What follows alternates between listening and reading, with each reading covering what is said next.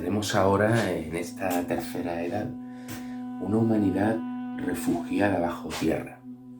Pero toda la humanidad no se ha refugiado bajo tierra. Vimos en los textos que solamente los elegidos, solamente las élites. Hay parte de la humanidad que se ha quedado fuera. E incluso hay supervivientes de la primera edad, esos gigantes inmensos que se han quedado fuera, ya despojados de sus poderes, aplastados bajo las nuevas condiciones atmosféricas y electromagnéticas del planeta, y que degeneran en lugares remotos del planeta, en islas.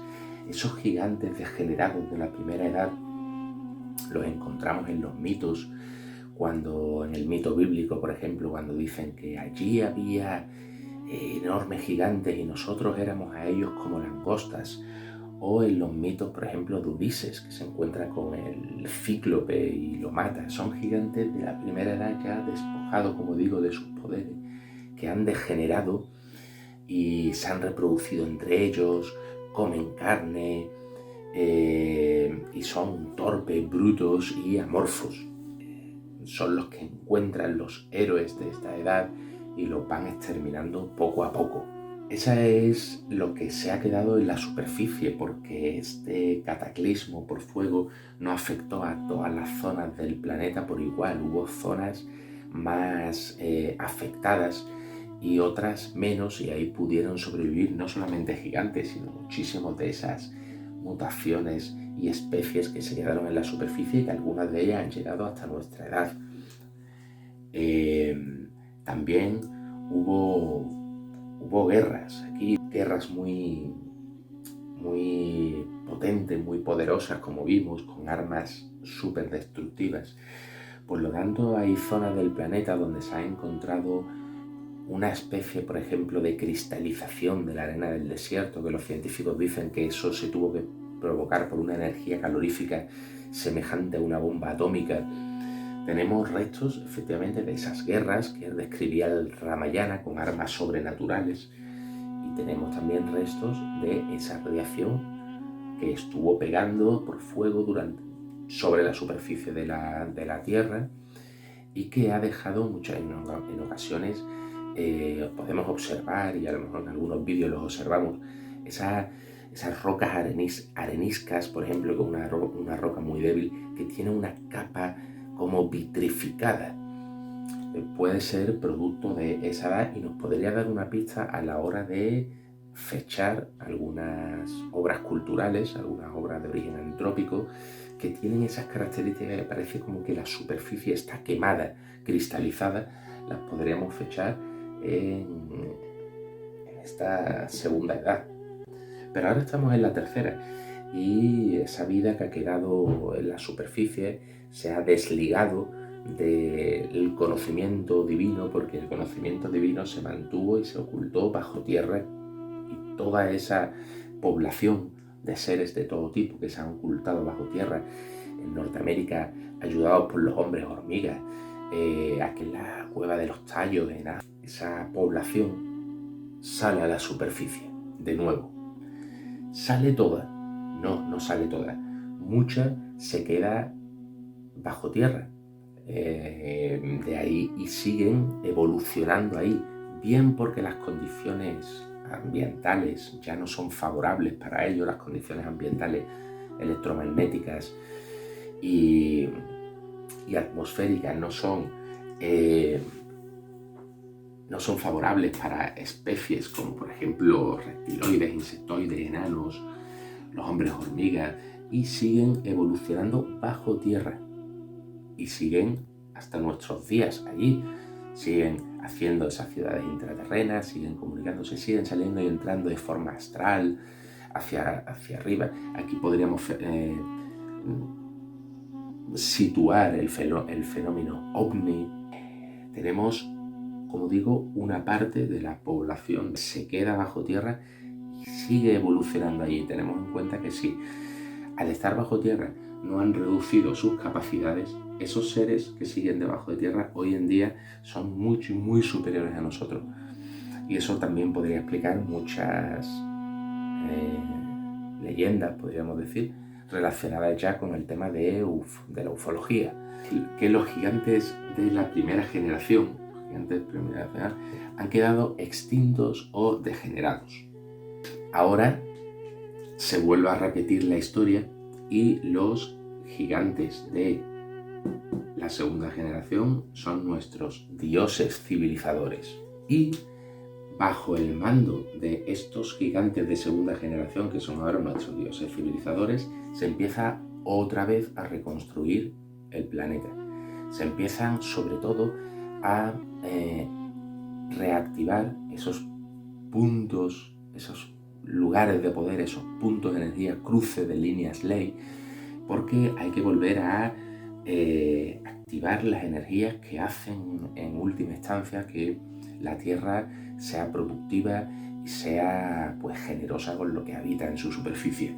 Aquí se produce, como he dicho, una segunda reconstrucción del mundo y se hace levantando enormes bloques en equilibrio que permanecerán en equilibrio hasta nuestros días porque este cataclismo ya no será tan brutal como los otros dos anteriores, sino sencillamente moverá unos grados el eje de la Tierra, sencillamente un poquito. Eso lo podemos ver por las investigaciones en arqueoastronomía, que por ejemplo pirámides y otros sitios están unos grados no coinciden por unos pocos grados. Esos pocos grados son los que se establecen aquí. Por lo tanto, aquí encontramos en los antiguos lugares de poder, arriba, encontramos grandes bloques apelmazados, grandes bloques en equilibrio, que ahora veremos en los vestigios. Lo que se está haciendo es una reconstrucción del mundo, una reactivación mediante esas piedras de los antiguos lugares de poder, una reactivación que es necesaria para que la Tierra sea fértil y vuelva a poderse crear la vida sobre ella o a continuar la vida. Pasan los años, pasan los milenios y ya se ha reconstruido el mundo y los hombres se ponen al servicio de estos gigantes de segunda generación que son ahora los dioses civilizadores. Y esa estirpe de gigantes, transmisora de la sabiduría divina, se une, se hace su central psíquica, su lugar, su centro civilizatorio en lo que es la Atlántida. Teníamos que en la segunda edad era Mu, el continente de Mu, en la primera era Hiperbórea y en esta tercera es la Atlántida. Es por ello que esta civilización se expande hacia el oriente de Sudamérica y el occidente de Europa. Nosotros encontramos que las ciudades, antiguas ciudades, se constituyen mediante la forma de círculos concéntricos. Esa era la antigua Atlántida, así era la antigua Atlántida según nos lo retrata Platón, la que estaba en el Atlántico, y se produce una serie de colonias por todos los lugares de Sudamérica y por todos los lugares de Europa occidental, también entra por el Mediterráneo, aunque veremos que todavía la civilización es a escala planetaria, pero ya solamente estos gigantes de estos dioses de segunda generación son los que se reparten por el planeta, aunque tienen su centro neurálgico en la Atlántida, se reparten por el planeta y sus vestigios, ahora los veremos, están por todos los lugares del mundo. Los encontramos en Japón, en Grecia, pero parece una expansión a través del mar. Hay un punto interesante y es que reducidos al 50% las cualidades psíquicas, ya prácticamente no existe la telepatía. Los hombres necesitan transmitir el conocimiento divino de cómo es el mundo, cómo es el universo y cómo el hombre debe de permanecer en él y al mismo tiempo mantenerlo. Ese conocimiento antes no hacía falta transmitirlo en la primera edad. Tengo aquí un rotulador verde. Antes, en la primera edad, existía lo que hemos denominado podemos denominar, porque no sabemos qué tipo de comunicación era, podemos denominar como telepatía. En la segunda edad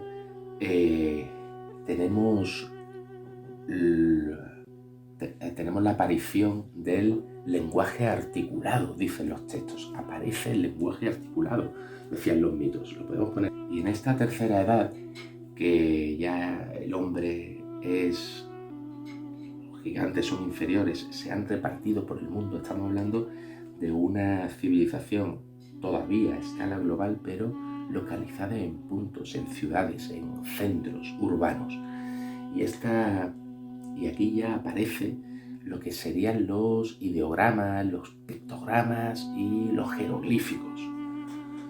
Y ya en esta cuarta edad será cuando comience la escritura, tal y como la entendemos.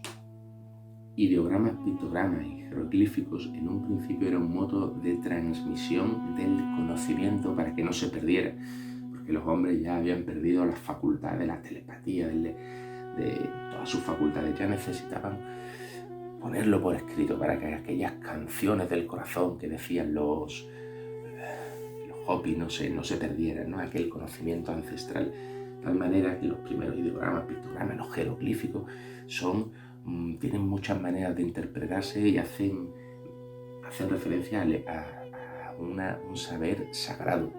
Eso derivará con los milenios en la escritura tal y como la conocemos nosotros, en la transmisión de ideas. Pero esto no era transmisión de ideas propiamente dicho, era transmisión de conocimientos ancestrales.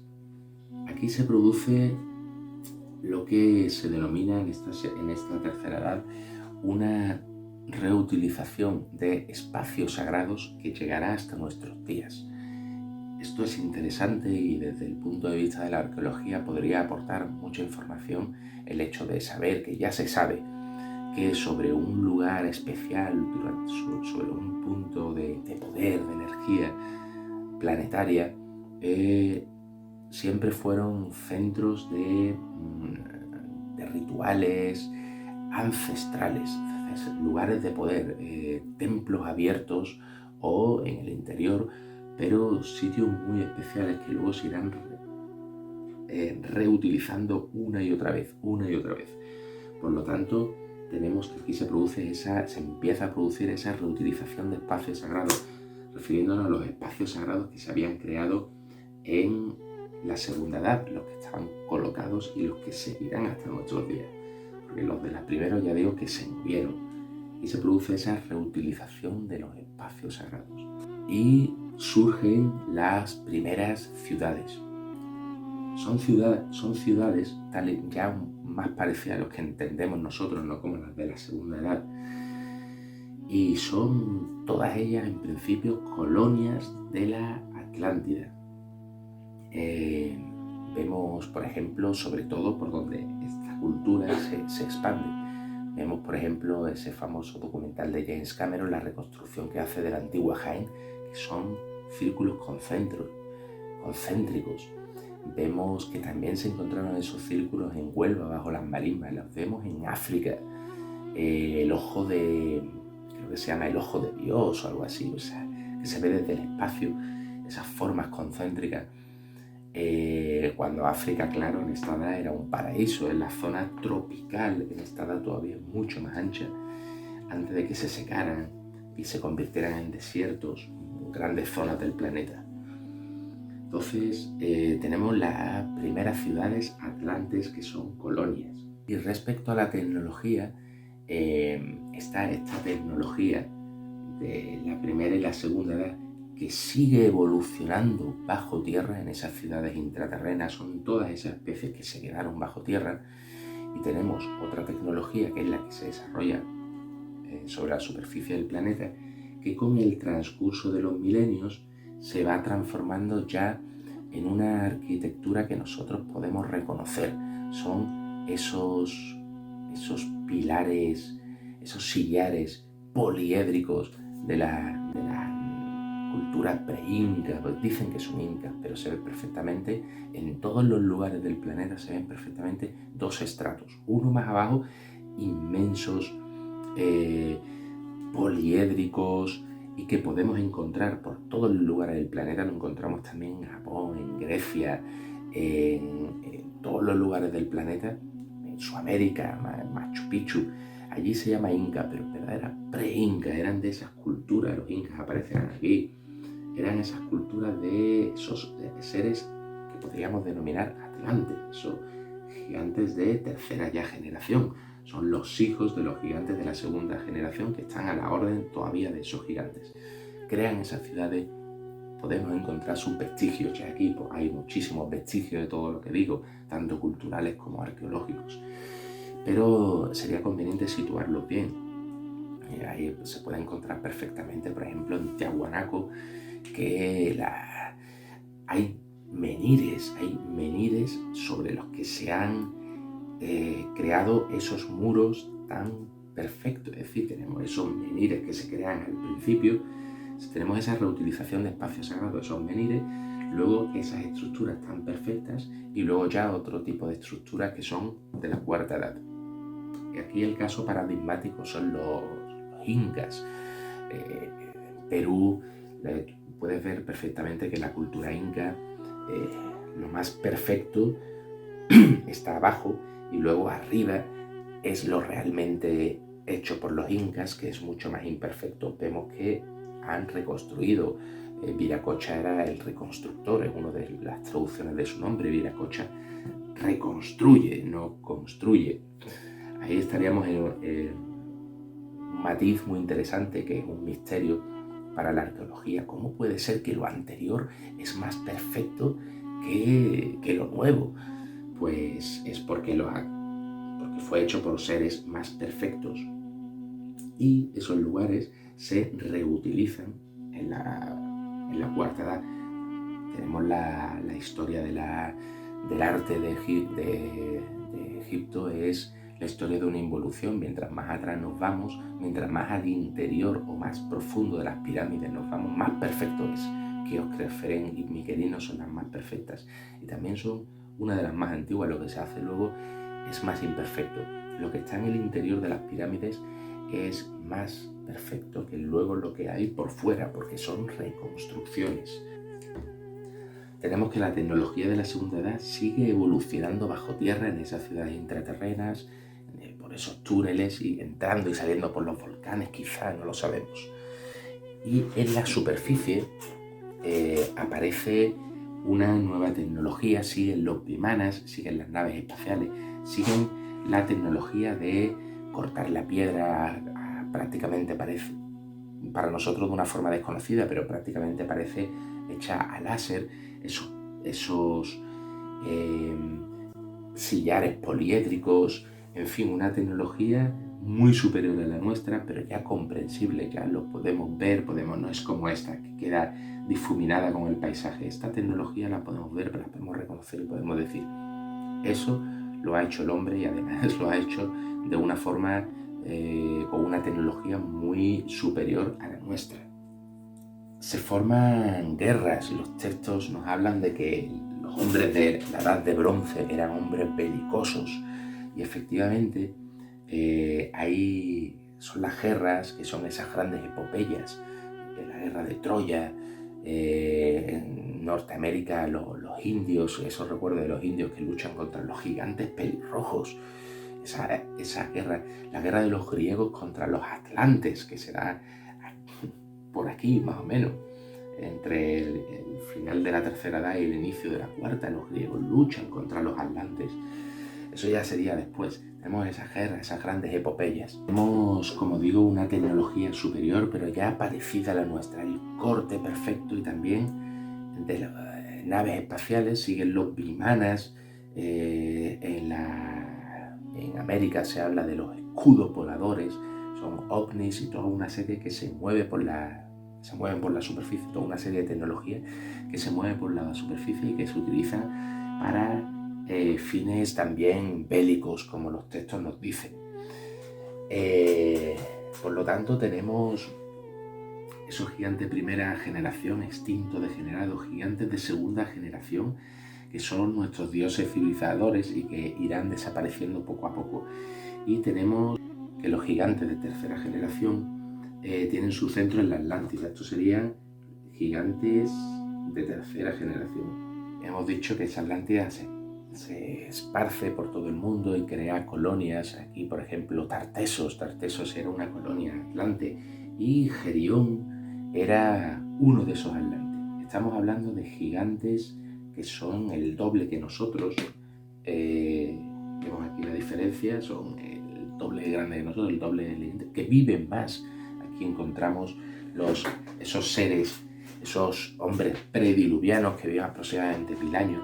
Gerión significa, uno de los significados es el viejo. Gerión también vivía muchos años. Estos seres son los creadores de esas ciudades que son colonias atlantes y que civilizan poco a poco a toda la humanidad. Pero ya digo que los años van pasando y se producen guerras. Era una sociedad belicosa, guerra entre ellos. Aquí tenemos la Ilíada, el Mahabharata, los indios de América del Norte contra los gigantes pelirrojos, los atlantes contra los griegos. Tenemos también naves espaciales, que serían los antiguos vimanas, corte de la piedra, piedra artificial también tenemos. Hay investigadores que dicen que los sillares, tanto de la pirámide como de algunas zonas de Perú, están hechos de una pasta, estamos hablando de una artificialidad de la roca que ya se utilizaba aquí. Todo esto es tecnología heredada de la segunda edad. La capacidad de no solamente cortar, sino reblandecer la piedra y modelarla a voluntad, pero ya con tecnología, no con poderes sobrenaturales como sucedía en la segunda y en la primera edad, sino con tecnología. Y como vestigios arqueológicos, pues tenemos esa primera fase en la que hemos dicho que serán piedras en equilibrio, intentos de reconstrucción a gran escala de los antiguos centros de poder. Una segunda fase en la que se empiezan a hacer dólmenes, lugares sagrados, tal vez algunos con dimensiones gigantescas. Parece como realmente hechas a medida de estos dioses de tercera generación. Los dólmenes más impresionantes, que si nos fijamos, estas estructuras en equilibrio, esos dólmenes, algunos miran a los solsticios y a los equinoccios que han empezado, pero otros miran hacia las antiguas estructuras que habían hecho los hombres de la segunda edad. Por ejemplo, en Menga tenemos que el dolmen en Antequera tenemos que el dolmen de Menga mira hacia la cara del indio. Aquí tenemos un ejemplo de esas primeras construcciones, de esos primeros dólmenes que no miran hacia los solsticios, a los equinoccios, sino hacia las antiguas estructuras que habían hecho los hombres de la segunda edad, como rindiéndole homenaje. Una tercera fase en la que lo que se construye son, en los antiguos lugares de poder que ya se han hecho ciudades, se construyen ya templos más sofisticados con técnicas más parecidas a las nuestras, técnicas constructivas que podemos reconocer, que son impresionantes y que son las primeras prototipos de pirámides, porque luego veremos que tras el diluvio, que sería este cataclismo, las pirámides se reconstruyen, pero que hay muchas pirámides que tienen otras estructuras debajo. Por ejemplo, en las zonas interiores de las pirámides, y esto sería una clave para entender esas inmensas estructuras arquitectónicas incomprensibles para nosotros, en las zonas interiores de las pirámides hay una arquitectura que es más grande, más colosal, más perfecta y además que no tiene ningún tipo de jeroglífico. Es como si hubieran hecho una primera fase constructiva en los antiguos lugares de poder, estos seres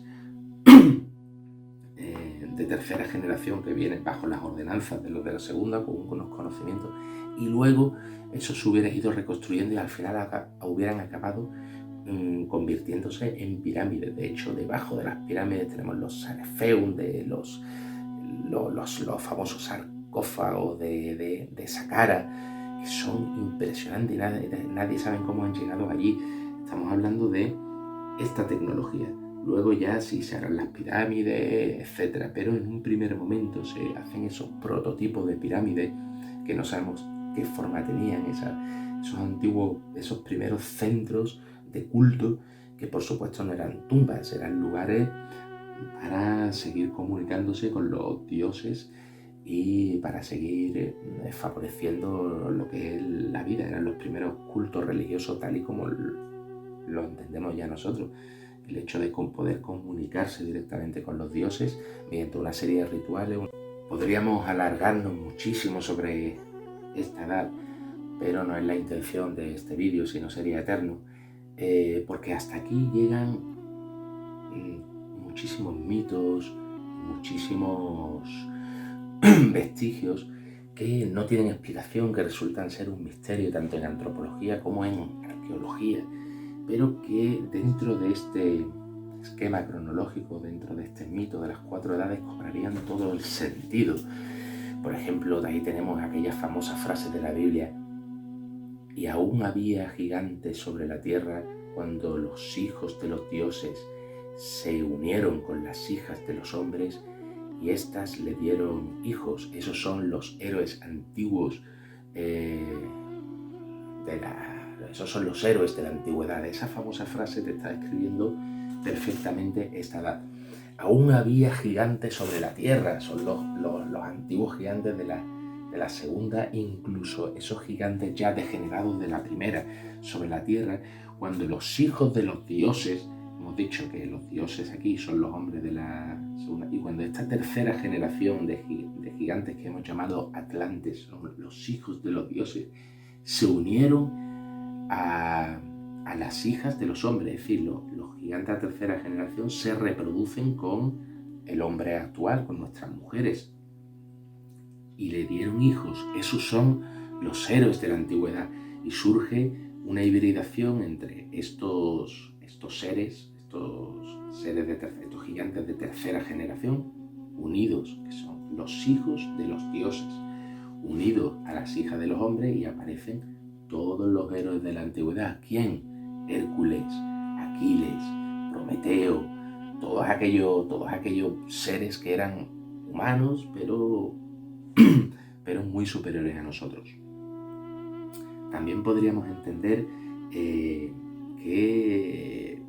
por ejemplo, los faraones eran semidivinos, exactamente, eran semidivinos. No hay que entenderlo como la antropología lo entiende como una exageración, ¿no? El faraón era el vínculo entre los dioses y el hombre. Claro, ellos eran los de tercera generación, los que seguían teniendo las capacidades psíquicas para mantener el mundo, facultades ya muy mermadas, pero ellos eran los únicos, por eso se hacen faraones, por eso son semidioses realmente, y tienen poderes en comparación con nosotros.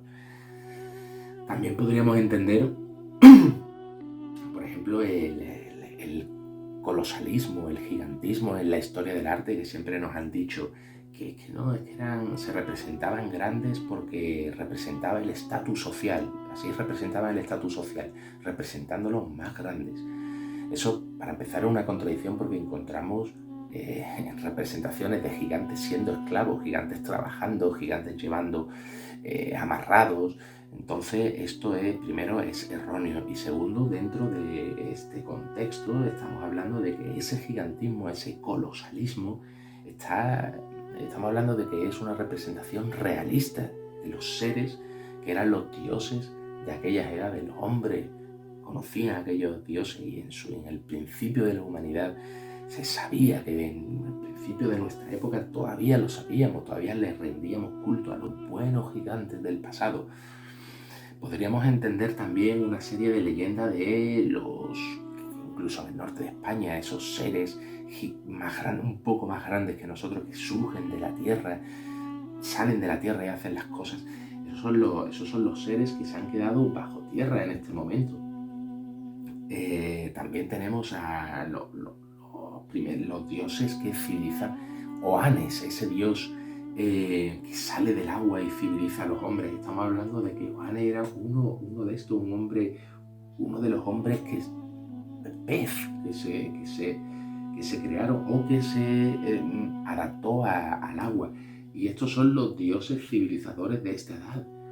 Es decir, con este esquema podemos entender mucho mejor todos los mitos, todas las leyendas, y no relegarlos directamente al campo de lo fantástico, de lo real y de la imaginación del hombre.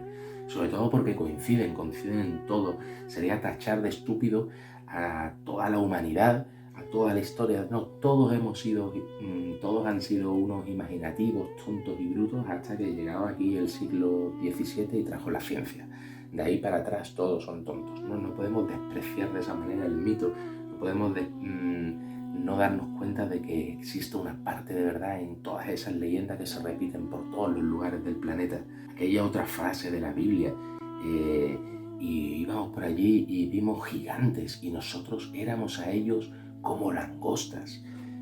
¿Cómo langostas podrían ser estos gigantes de primera edad que se habían quedado en islas remotas, se habían embrutecido, pero seguían siendo inmensamente grandes? Los hombres realmente se veían como langostas en comparación con aquellos gigantes que pululaban por allí. Tenemos a David contra Goliat, tenemos el mito de Babel y Dios destruyó la torre. El hombre había llegado en este momento a un nivel de civilización muy, muy alto, había desarrollado una tecnología capaz de elevar torres que llegaban hasta el cielo. Y Dios destruye la torre y separa las lenguas. Aquí empieza la separación de lenguas y por lo tanto empieza también la escritura. Antes hablaba una sola lengua, no los hombres que estaban repartidos por el planeta y tenían distintos niveles de civilización, sino estos hombres, los atlantes que estaban repartidos, y ellos tenían una sola lengua, era la lengua primordial que todavía la conservaban. Y nos quedan vestigios de todo ello en esas primeras estructuras en equilibrio que os estaré poniendo en las fotos. Luego esa segunda generación, esos primeros dólmenes que, como digo, algunos rinden homenaje a las estructuras de la segunda edad y otros ya a los solsticios y a los equinoccios, al nuevo orden. Y esas estructuras en el interior de las pirámides, todavía en el interior de la Tierra, se están reutilizando los espacios sagrados, se están superponiendo. Estas primeras estructuras que luego ya empezarán a convertirse en pirámides, pero aquí ya se recubrirán. Tenemos la pirámide de Cholula, creo que se llama, en México. Se ha descubierto que hay 3 pirámides debajo, es una inmensa pirámide debajo otra y debajo otra. Esas de abajo son las que se empiezan a hacer ya aquí y están en los puntos para reactivar las energías del planeta. Luego llegará el cataclismo, que será por agua, y debemos de entender el diluvio no como nos lo describen, sino como la Biblia, sino como inmensas inundaciones geolocalizadas. Por ejemplo, los sacerdotes egipcios le dijeron a Solón, y eso luego lo registró Platón en el Critia o en el Timeo, no me acuerdo, que el Nilo les había salvado de estos cataclismos periódicos por fuego y por agua. Eso no tengo aquí el libro, pero está escrito. Es decir, la zona del Nilo, tal vez por ser un lugar de poder que está en un lugar del planeta muy especial, porque está justo en la mitad, tiene unas relaciones con el centro, con la totalidad del planeta muy especiales, se libra de este cataclismo y se libra también de este. Es decir, no el diluvio, lo que hemos denominado diluvio, ese cataclismo por agua, no afecta a todas las partes del planeta por igual. El espectador podrá revisar los textos porque hasta esta edad, hasta esta tercera edad, llegan muchísimas mitologías. Las puede leer todas, las puede comparar y podrá llegar a la conclusión de que, mirándolas objetivamente, sin tener en cuenta sus contradicciones, sus exageraciones, puede llegar a la conclusión de que este esquema de estas 4 edades funciona para explicarlas todas.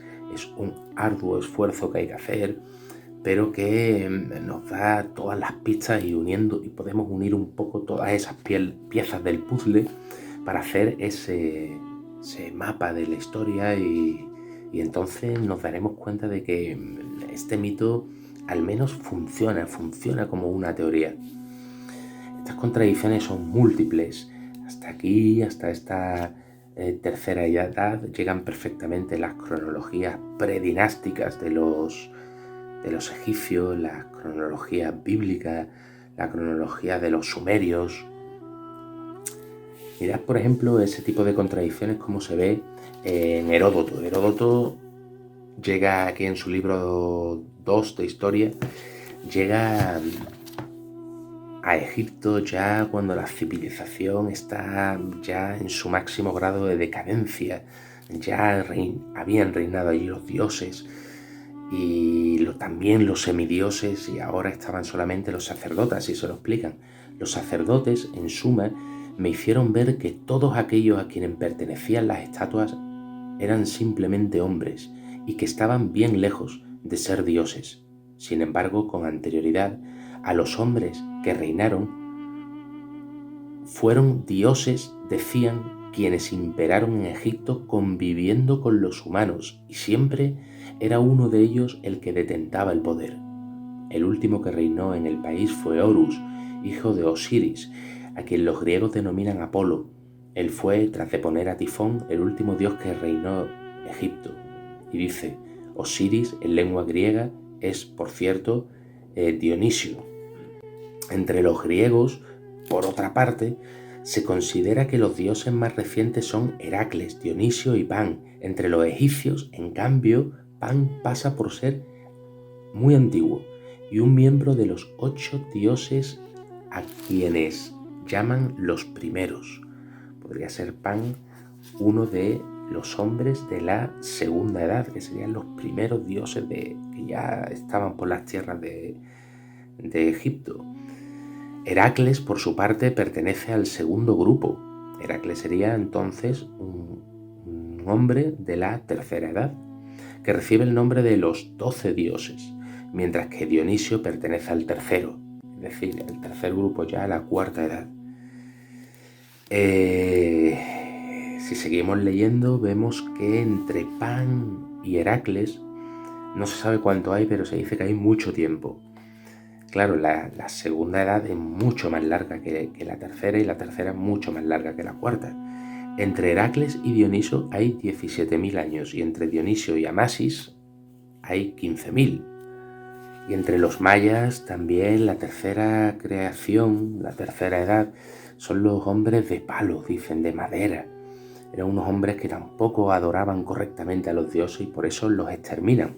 ¿Y cómo los exterminan? Pues por un diluvio, es decir, el mito del diluvio sobra decir que es universal. Está describiendo a cómo fallecen bajo el diluvio los hombres de palo.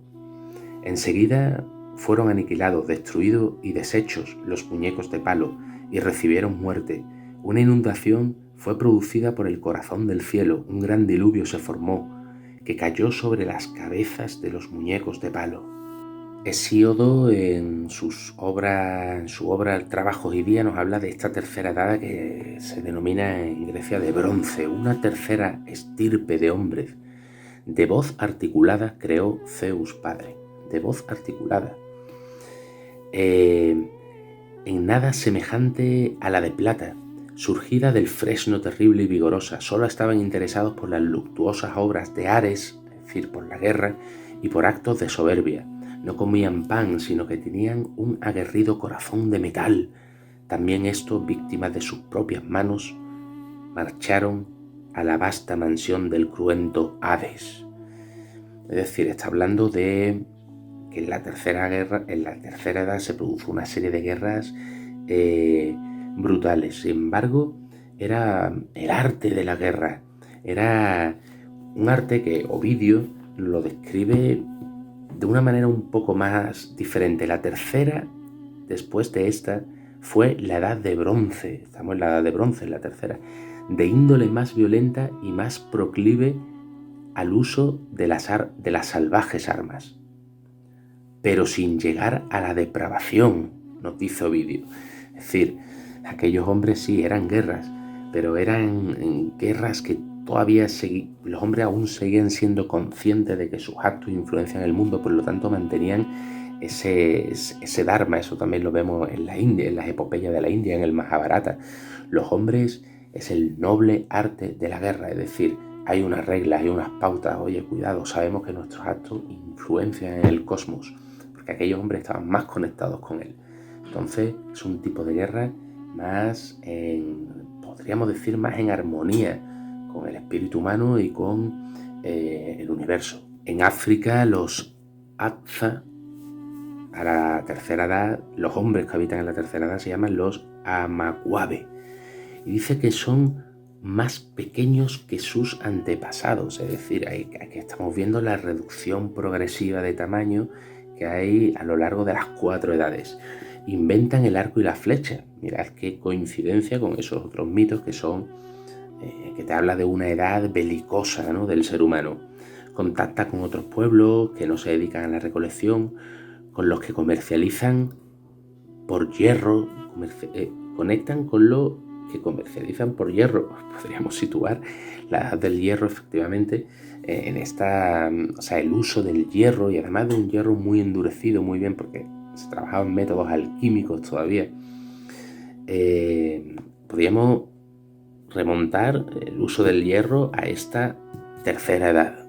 Hemos dicho que en esta tercera edad llegan montones de mitos, tenemos montones de cronologías que se remontan hasta ella, por lo tanto el espectador puede decidir. Así que nosotros vamos a terminar aquí esta segunda edad con la mitología Hopi.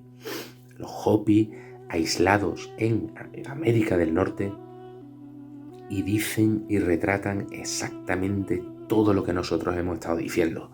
Es una coincidencia increíble. Al tercer mundo, la tercera edad, le llaman Cuscurza. Los hombres, dicen, regresan a la superficie. Efectivamente es lo que hemos dicho. Tras el cataclismo por fuego que se habían refugiado bajo tierra, en esta tercera edad regresan a la superficie.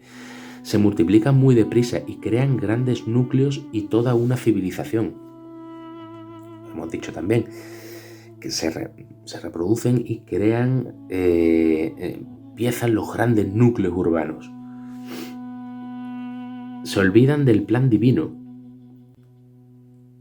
Claro, la conexión con el Dharma se ha reducido al 50%, por lo tanto ya solo los más sabios dicen, desde la cima de la montaña elevan sus oraciones al Creador. Es decir, solamente los más sabios de esa tercera humanidad son los que siguen adorando y haciendo los rituales que hay que hacer para que el mundo funcione como funciona. Y además dice en la cima de las montañas. Esto es muy interesante porque en la cima de las montañas, hemos dicho, encontramos los primeros sitios sagrados, las primeras piedras elevadas. La cima de la montaña funcionan como altares. Se desarrolla alta tecnología. Los Patuobota, escudos voladores. Son vimanas, esos escudos voladores son vimanas un poquito más chiquititos. Claro, una tecnología inferior a la de la segunda edad, pero aún siguen siendo naves espaciales. Con estos escudos se atacan de una ciudad a otra. Utilizan esa tecnología para las guerras. Hemos dicho que es una edad belicosa. Esto sucede también, por ejemplo, fíjate qué coincidencia, mirad qué coincidencia, en el Mahabharata, en la India. No lo tengo aquí, pero sí se utilizan los carros de fuego.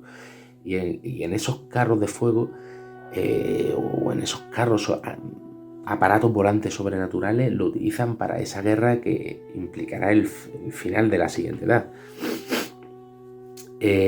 Los dioses salvan a los sabios montándolos en barcos abastecidos con suministros dados por la mujer araña. Es decir, ahora viene el diluvio. También aquí en los Hopi, el diluvio es universal. Y los dioses, ¿quiénes son los dioses? Los ancestros. Los dioses son los hombres de la segunda edad. Salvan a los sabios, que vuelven a elegir solamente a los mejores hombres, montándolos en barcos abastecidos con suministros dados por la mujer araña. La mujer araña, ¿quién es esa mujer araña? Podríamos estar hablando de un dios, un ser de esos creados en la segunda edad por mutaciones, una mujer en este caso. Incluso podríamos hablar de una sociedad matriarcal. Y cogen a los hombres y los meten en barcos con suministros. En otras versiones se dicen que los hombres se salvan del diluvio montados en bambú flotante. Y en otras versiones también se dice escalando un bambú gigante. Estaríamos hablando de esa flora gigantesca que todavía queda en esta tercera edad sobre la Tierra, ya no sobrevivirá la cuarta, pero en aquella edad sí. Escalando en un bambú gigante sobreviven al diluvio. Los continentes se separan y se hunden en el mar. Esto lo tenemos en todos los mitos, esos terremotos. Pero atención que aquí dice que los continentes se separan. Tal vez el movimiento de los continentes sea más rápido de lo que nos dicen los geólogos. Hay mucha lluvia. Bajo el mar se encuentran los restos de la ciudad del orgullo. Esto ya es literal del rito oral, de la tradición oral de los Hopi. Dice, bajo el mar se encuentran los restos de la ciudad del orgullo. Pero llegará el día en que las piedras bajo el mar resurjan para mostrar la verdad de la que sois mensajeros.